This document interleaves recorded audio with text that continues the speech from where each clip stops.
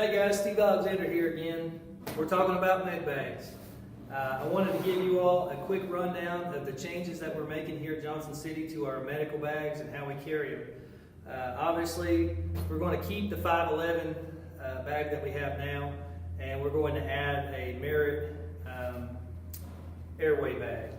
I wanted to give you a quick update on the changes and what you might see when these things hit the street here real soon. First and foremost, we've taken all of the adult airway out of this bag and we put it in this bag, and then we've added some supplies.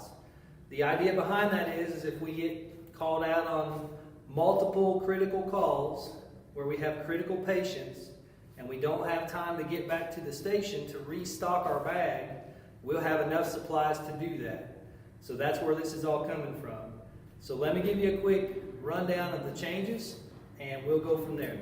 Again, not super complicated. We've taken adult airway and moved it over here with a few additions. So you'll notice a few changes right off the bat. We've taken the oxygen garage, it's gone. We've taken the oxygen bottle, put it in here. We've added to our trauma kit, we've added quite a few supplies. Nothing new in here, the quantities have just changed, okay? We put more stuff in here.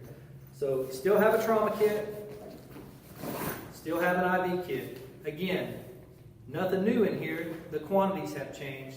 The only thing you might notice new in here is we put some ammonia amps in here, but that's not a huge deal. We're all trying to get all this coordinated together.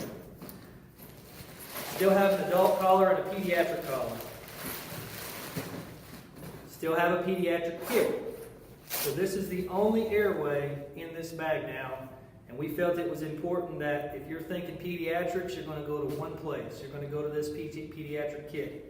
So if it's an infant or a child non-rebreather, an infant or a child bag valve mask, a BSI gown, infant or a child BP cuff, OB kit, whatever it might be, it's still in here. This is not changing. We're trying to keep space savings down to a minimum to where all this stuff will fit in the trucks. So pediatric kit, probably won't see too many changes. You might see a little bit of a quantity increase, but for the most part, it's all the same. The medications kit is still in the back, as you currently have it now. We'll be able to treat one patient out of this, so this has still got your Jcfd, your Epi, your Narcan, your nitro, your aspirin. All those things we carry now are still in here. We're not adding any quantities to this. This is staying the same. Where we're adding quantity is down here. So if you have a patient, you need some meds, this is step one, here's your meds. Go ahead and do your work. When you get done with that patient, if you need to resupply, you can come down here. We're going to have 2 additional Narcans, additional D50, 2 nasal atomizers for the Narcan, additional albuterol, additional bromide. Okay? And we're going to carry 2 bottles of this instead of 1 now, of the irrigation fluid. So there's your additional medications. So during your morning checkoff, you're going to have to check these dates as well.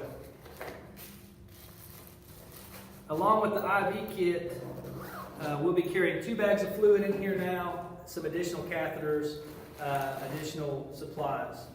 We're going to carry a 3rd bag of fluid down here. So if we happen to have that additional patient that requires fluid, we'll have it.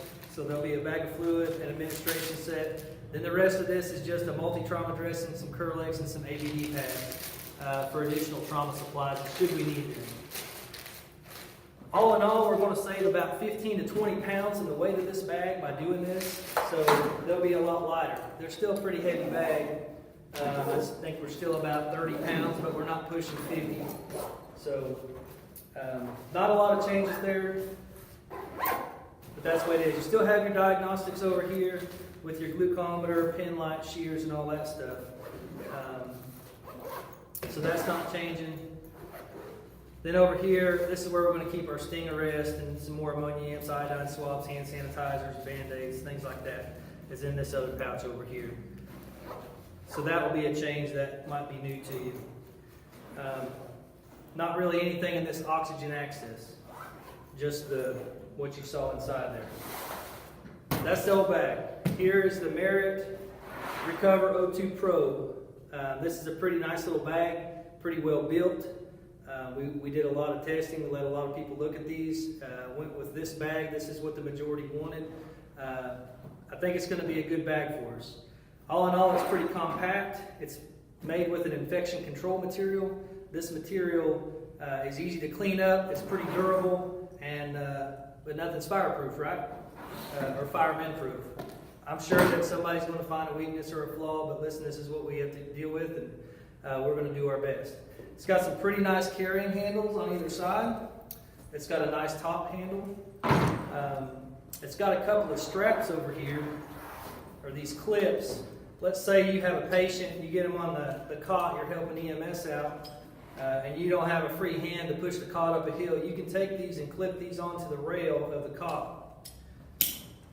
Clip that. Now your hand's free. That'll hang on the side of the cot, and you can still deliver oxygen. You're good to go. Has a couple of little D-rings right here. We're going to purchase some shoulder straps for these, so if you wanted to carry it with a shoulder strap, we could do that. It'll match this infection control material, so that'll be a nice feature. One of the neatest things is on the back of this bag. This is all smooth and flat, and that's all fine and good, and it can all be cleaned up. If you laid that down with something, that's fine. You can clean it up. Let's say you have to go up on Buffalo Mountain, or you got to hike up to the new mountain biking trail, and you're a long way away from the truck. You're going to have your hands full. This is a really nice little feature of this bag. All these straps tuck away. You plug them in. Make you a nice little backpack. Then you can be hands-free walking up a hill or steep terrain or what have you, and you've got all your supplies in there, okay? So that's a really nice feature of this bag.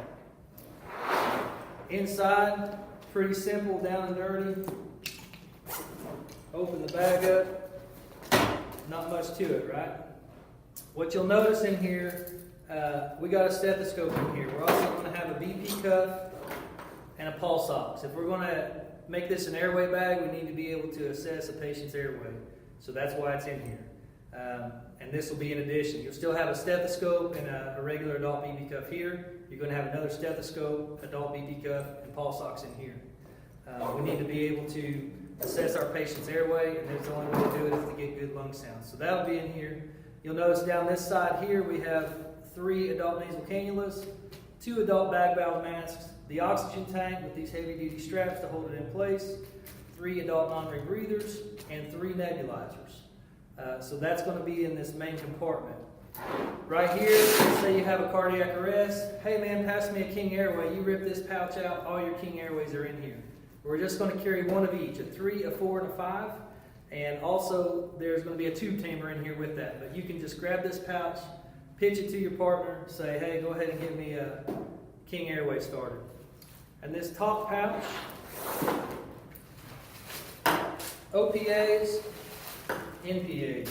So they're going to stay tucked away nice and neat up there. If you need them, you can pull them out and do what you need to do. And this other side pouch, that's your CPAP mask. If we decide that we're having a ton of CPAP patients and we need to add one, we can do that. If we decide we don't have enough King Airways, we'll make arrangements for that as well. But for now, that's pretty much it. Okay? I think it's going to be a good addition to our department.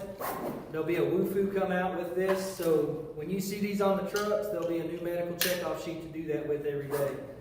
If you have any questions, concerns, or you find an issue with it, please don't hesitate to contact me. Let me know what we can do to make it better. And as always, if you have any questions, just give me a quick shout. Thanks, guys.